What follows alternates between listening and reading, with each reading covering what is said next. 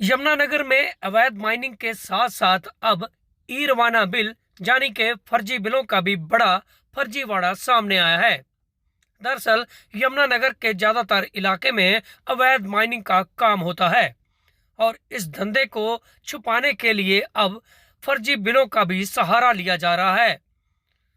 यमुनानगर के दर्जनों stone crusher इन दिनों पुलिस के रडार पर हैं, क्योंकि इन लोगों ने फर्जी स्टॉक दिखाकर फर्जी ई रवाना बिल को भी तैयार करवाया था। पुलिस ने अब तक 3 लोगों को गिरफ्तार किया है। पूछताछ में इन लोगों ने बड़े खुलासे भी किए हैं।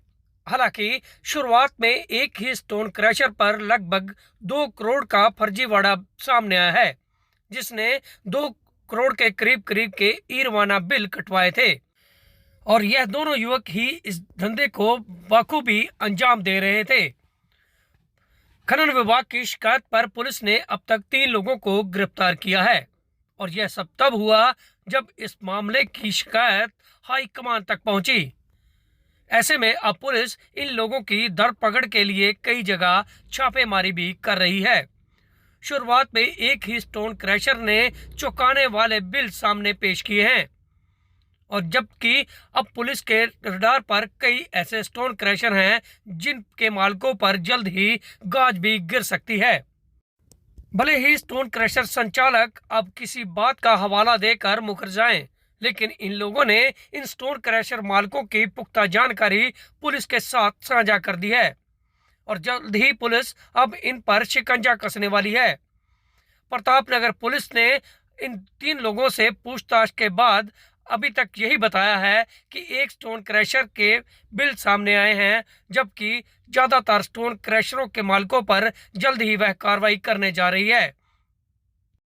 मुकदमा थाना प्रतापनगर में दर्ज करवाया था कि खालसा स्क्रीनिंग प्लांट के पोर्टल पर फर्जी परचेज करके कुछ जाली एयरवाने बेचे जा रहे हैं स्टोन जोन में।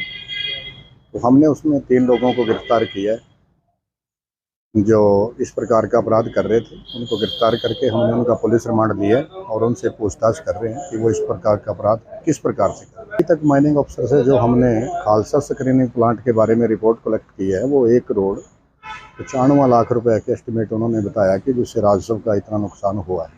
अभी इन्वेस्टिगेशन जारी है। जितने लोग भी अब पूछताछ कर रहे हैं, इससे कुछ रिकॉर्ड डाटा कलेक्ट कर रहे हैं, तो उसके आने के बाद हम क्लियर कर सकेंगे कि टोटल कितने आए। दीपक जो है बिल्कुल ओरिजिनल क्रिमिनल है। जो इसका स्टाफ है वो भी इस काम में लगा हुआ था और इससे भी अधिक जो भी मिलते चले जाएंगे पुलिस उनको गिरफ्तार करेगी। वो तो डाटा कलेक्शन के बाद ही, जब इन्वेस्टिगेशन चल रही है, डाटा कलेक्ट कर रहे हैं, डाटा उनके पोर्टल से उठा रहे हैं, फिर क्लियर कर सकेंगे कि वो इन्वॉल्व हैं या नहीं। अभी गिरफ्तारियाँ आगे कुछ जो इनके स्टोन क्रशरों का जो जिसके साथ मिल के करे हैं उनको हम लगी हुए हैं हमारी टीम में अरेस्ट करने में। 2-3 आदमी हैं जिनको हम शीघ्र अरेस्ट। ये अभी 23/7/2022 से लेकर 30/2022 तक का डाटा है। तो बड़ा भी हो सकता है घोटाला इसमें काफी। हाँ, ये बड़ा निकल सकता है। दूसरे स्टोन क्रशरों में भी हम देख रहे हैं, तो निकलेगा तो फिर